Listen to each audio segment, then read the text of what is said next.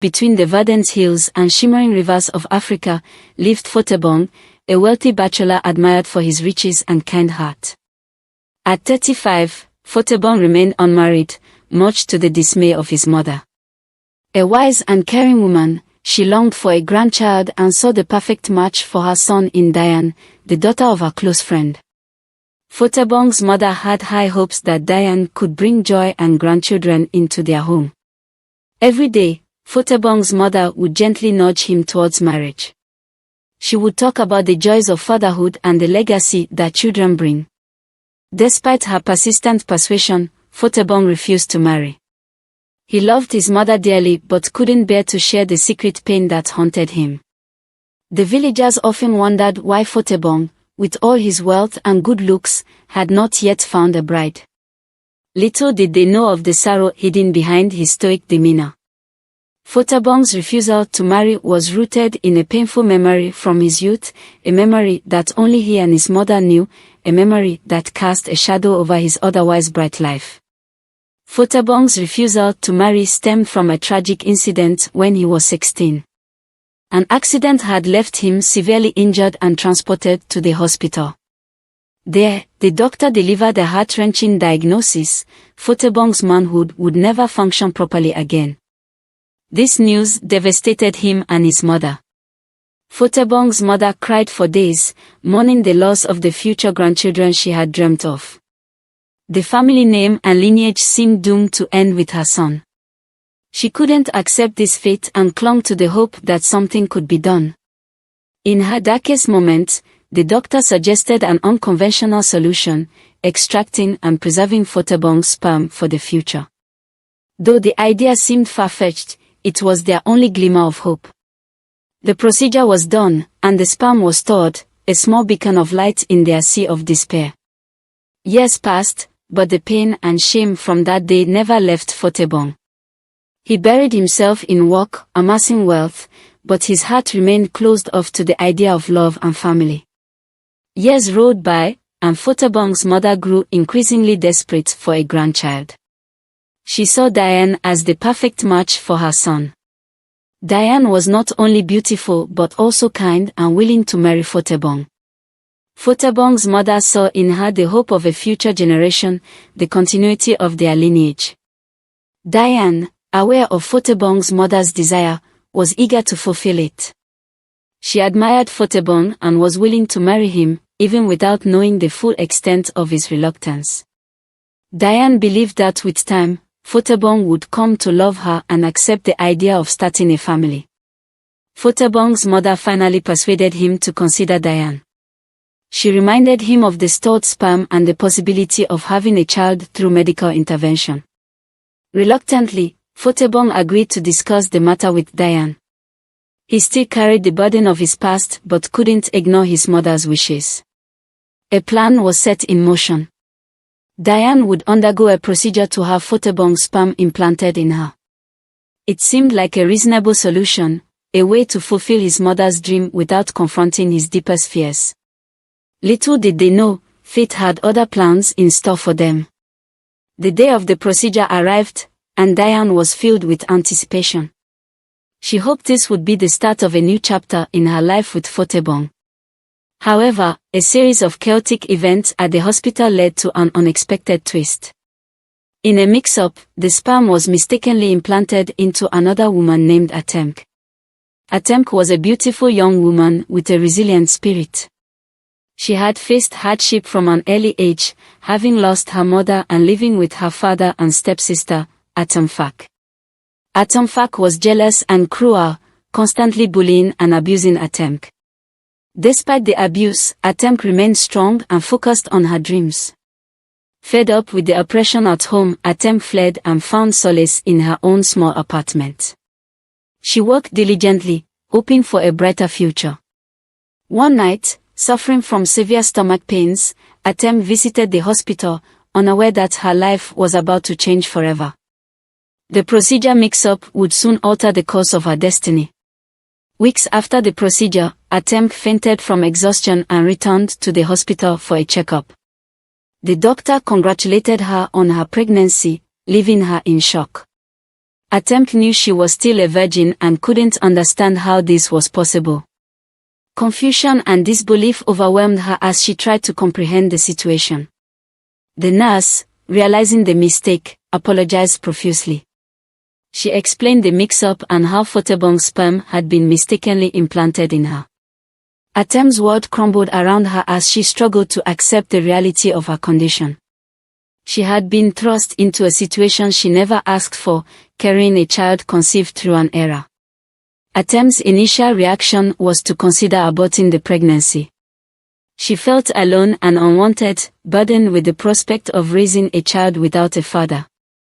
The thought of facing this ordeal alone was too much to bear. She cried for days, feeling hopeless and abandoned. Meanwhile, Foteborn discovered that Diane was not pregnant and sought answers at the hospital. Learning about the mix-up, he requested to meet Atem. His heart ached with compassion when he saw the beautiful, distraught woman carrying his child. He decided to take responsibility for the situation, knowing that his life was about to change dramatically.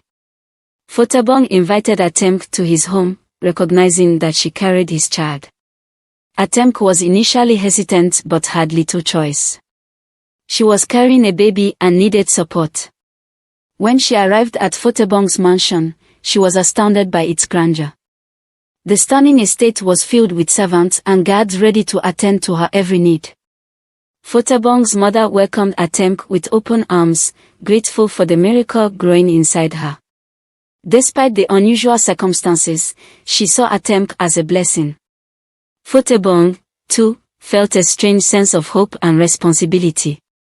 He had never anticipated becoming a father this way, but he was determined to make the best of it. Atem, though initially overwhelmed by the luxury around her, slowly began to settle in. She found solace in the kindness of Foteborn's mother and the respect from the household staff. However, not everyone was pleased with the new arrangement. Diane, feeling betrayed and jealous, began to plot against Atem. Diane, consumed by jealousy, couldn't accept that Atem was now living in Foteborn's home. She had hoped to be the one carrying Foteborn's child, fulfilling his mother's dream. Diane's envy grew into resentment, and she began to bully Atem. She would taunt her, trying to make her feel unwelcome and inferior. One day, Diane's jealousy reached a boiling point. She confronted Atem, accusing her of stealing Foteborn's affection and trying to take her place. Diane's words cut deep, but Atem remained composed. She knew that her presence in Foteborn's home was not by choice but by fate. Diane's hostility escalated to physical aggression. She dragged Atem out of the house and threatened her with a stick, aiming to harm the unborn child. Just as Diane was about to strike, Foteborn and his mother arrived. They intervened, rescuing Atem from Diane's wrath. Foteborn's mother was astounded to see Diane's true personality. She had always believed Diane to be kind and gentle, but now she saw the depth of her jealousy and cruelty. She sternly confronted Diane, telling her that her behavior was unacceptable and that she was no longer welcome in their home. Diane, realizing the gravity of her actions, tried to apologize, but it was too late. Foteborn's mother was firm in her decision. She sent Diane away, telling her never to return. Diane left in disgrace, her dreams of marrying Foteborn shattered. Atem, though shaken by the encounter, felt a sense of relief. Foteborn and his mother's intervention reassured her that she was safe and valued. The experience brought Foteborn and Atem closer, as they began to share more about their lives and dreams. A bond started to form, rooted in their shared responsibility for the unborn child. As days turned into weeks, Foteborn and Atem grew closer. Foteborn admired Atem's strength and resilience, while Atem appreciated Foteborn's kindness and generosity. They began to share their stories, hopes, and fears, finding comfort in each other's company. Foteborn opened up about his past, sharing the story of the accident that had changed his life. Atem listened with compassion, understanding the pain and shame he had carried for so long. She saw beyond his wealth and status, recognizing the vulnerability and humanity in him. Atemk, in turn, shared her own struggles. She spoke of the loss of her mother, the abuse from her father and stepsister, and her determination to build a better life for herself. Fontebong was moved by her courage and perseverance. He admired her for overcoming so many obstacles and still maintaining a positive outlook on life. One evening, as they talked about their future, Atemk asked Fontebong about the decision to store his sperm. He explained that it was a last resort after the accident, a glimmer of hope in a dark time. She suggested seeking alternative remedies, like visiting a renowned herbal doctor named Ajia. Fontebong was skeptical. He had visited many doctors, both locally and internationally, without any success. The idea of seeking help from an herbalist seemed futile to him. However, Atemk's faith and determination convinced him to give it a try. Reluctantly, he agreed to visit Ajia. The journey to Ajia's remote village was long and arduous. They traveled through dense forests and crossed rivers, guided by villagers who knew the way. When they finally arrived, Ajia welcomed them warmly. He listened to Fontebong's story and assured them that nature held powerful remedies for many ailments. Ajia led them into the forest, where he gathered various herbs and plants. He carefully prepared a remedy for Fontebong, explaining that it would take time and patience to see results. Fontebong, though doubtful, decided to trust Ajia's wisdom. He began taking the herbal concoction daily, following Ajia's instructions meticulously. Weeks passed, and Fontebong continued the treatment.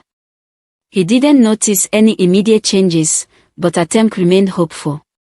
She encouraged him to persevere, reminding him that healing often took time. Fontebong's mother, too, was supportive, praying for a miracle. One day, as Fontebong was going about his routine, he felt a strange sensation. His manhood, which had been dormant for years, showed signs of life. He couldn't believe it at first, thinking it might be a fleeting moment. But as days went by, the improvement continued. Fontebong was thrilled and shared the news with Atemk and his mother. Fontebong's recovery seemed nothing short of a miracle. The herbs had worked, restoring his manhood and reigniting his hope for a normal life. He was overjoyed, feeling a renewed sense of confidence and purpose. For the first time in years, Fontebong saw a future filled with possibilities. Atemk and Fontebong's mother were equally ecstatic. They celebrated this incredible turn of events, grateful for Ajia's intervention and Atemk's persistence. Fontebong realized that Atemk was truly a blessing in his life, someone who had brought light into his darkest moments. With his manhood restored, Fontebong felt ready to embrace the future. He no longer saw himself as broken or incomplete.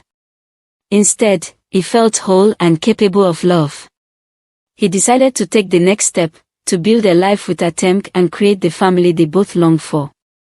Fontebong knew that Atemk had become an integral part of his life. Her presence had brought joy, hope, and healing. He decided to propose to her, wanting to make her a permanent part of his world. He planned a special evening, filled with beauty and romance, to express his feelings. Under the starlit sky, in the garden of his mansion, Fontebong knelt before Atemk. He spoke from his heart, expressing his gratitude for her love and support. He told her how she had transformed his life and given him a reason to believe in miracles. With tears in his eyes, he asked her to marry him. Atemk, deeply moved, accepted his proposal with joy. She had grown to love Fontebong, not for his wealth, but for his kindness, courage, and resilience. Their love story, though unconventional, had blossomed into something beautiful. They embraced, knowing that their journey together had only just begun. Fontebong and Atemk's wedding became the talk of the town. The rich African family spared no expense to make sure their big day was unforgettable. The church was adorned with the most beautiful flowers, and the congregation wore the finest clothes. The celebration was a blend of tradition and modernity, honoring their heritage while embracing their unique love story. On the day of the wedding, Atem wore a stunning gown, a symbol of her new life and freedom. For the first time, she felt truly beautiful and cherished. Fotebong, dressed in traditional attire, looked at her with pride and love. Their vows were filled with promises of love, support, and partnership. The festivities were grand, with music, dance, and feasting. Friends and family gathered to celebrate their union, showering them with blessings and gifts. Fotebong's mother, filled with joy, thanked the heavens for the miracle of their love. The wedding was a testament to the power of resilience, hope, and love.